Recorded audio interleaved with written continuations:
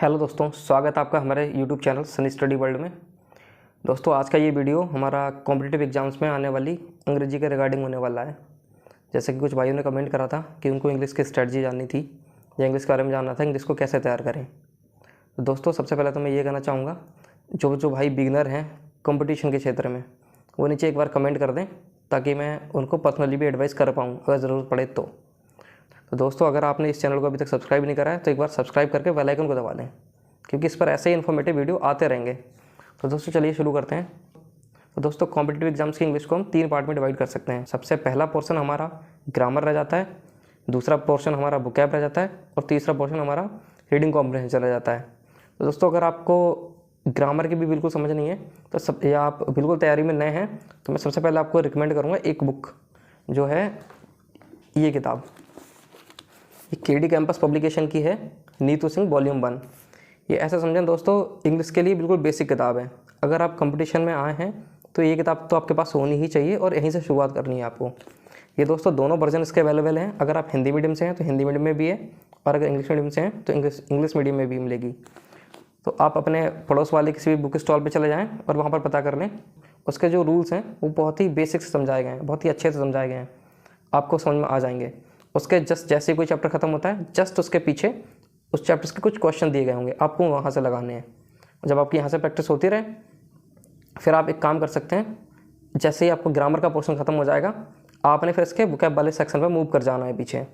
इसमें ग्रामर के कुछ जो चैप्टर दिए गए हैं, तो वोकैब्स जो हैं इसके पीछे, वो ऐसे वोकैब्स हैं जो कई बार कई एग्जाम्स में रिपीट हुए हैं। उनको बिल्कुल ऐसे याद कर लेना है कि बिल्कुल दिमाग में सेट हो जाए वो। तो यहाँ से हो जाएगा वोकैब का तो आपको पोर्शन, और दोस्तों ग्रामर भी यहाँ से कवर हो जाएगी। अब करते हैं बात आरसी, रीडिंग कॉम्प्रिहेंशन की। तो दोस्तों, रीडिंग कॉम्प्रिहेंशन जैसे कि उसका नाम है, तो वो तो सिर्फ रीडिंग से ही संभल सकता है। अगर कोई आपसे कह रहा है कि मैं आपको सिखा सकता हूँ, तो वो सिर्फ आपको चूना लगा रहा है दोस्तों, और कुछ नहीं। तो मैं उसमें क्या बता सकता हूँ आपको, मैं बस इतना बता सकता हूँ, आपको बस रीड करना है, कुछ भी रीड करना है आपको बस इंग्लिश का।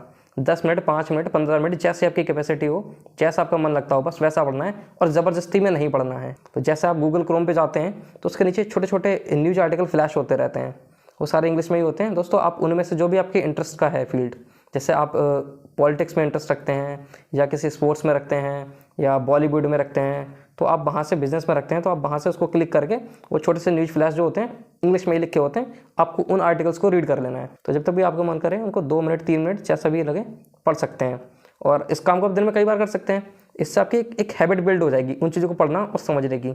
और दोस्तों, शुरुआत में आपको मैं बता रहा हूँ बिल्कुल भी समझ में नहीं आएगा, लेकिन आपको हार नहीं माननी है, बस पढ़ते रहना है, सिर्फ रीडिंग देनी है। और आपको कुछ भी समझ में आए या ना आए, आपको सिर्फ रीडिंग देनी है, बस यहाँ से करते रहेंगे तो आपको धीरे धीरे एक हैबिट बिल्ड हो जाएगी इसकी। और अगर कोई बिगिनर है इस क्षेत्र में, कंपटीशन के क्षेत्र में बिगिनर है, तो मैं उसको रिकमेंड करूँगा वो नीचे कमेंट कर दें। तो सबसे पहले आपने क्या करना है, ये वॉल्यूम 1 उठाना है और इसको ख़त्म करना है। और आपकी स्ट्रेटजी बस एक रहने वाली है, किसी भी एग्जाम को क्लियर करने का एक मंत्र है, अपने रिसोर्सेज को लिमिटेड रखें और उनका मल्टीपल रिवीजन करें।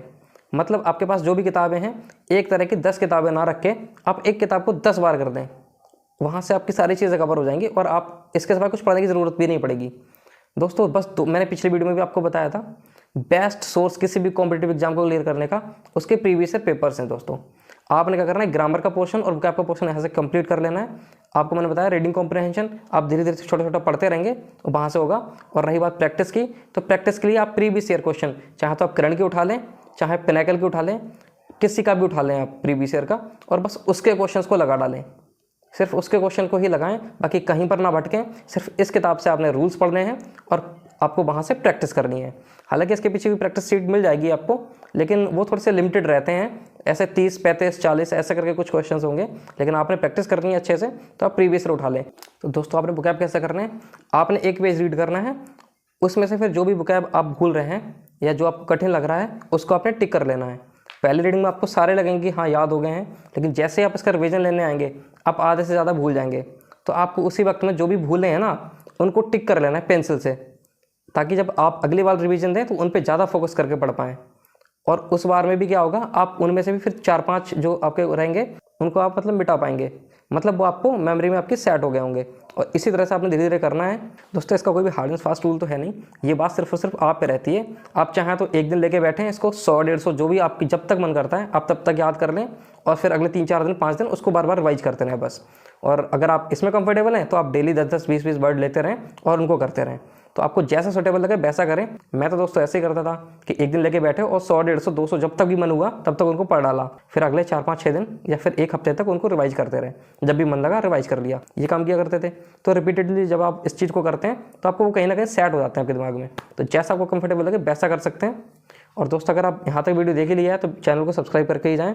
दोस्तों जो लोग 2023 के अंदर अपना पहला कोई भी कॉम्पिटिटिव एग्जाम देने वाले हैं वो एक बार नीचे कमेंट कर दें, ताकि मैं उनको और सब्जेक्ट के बारे में भी बेहतर से नॉलेज दे पाऊँ। धन्यवाद।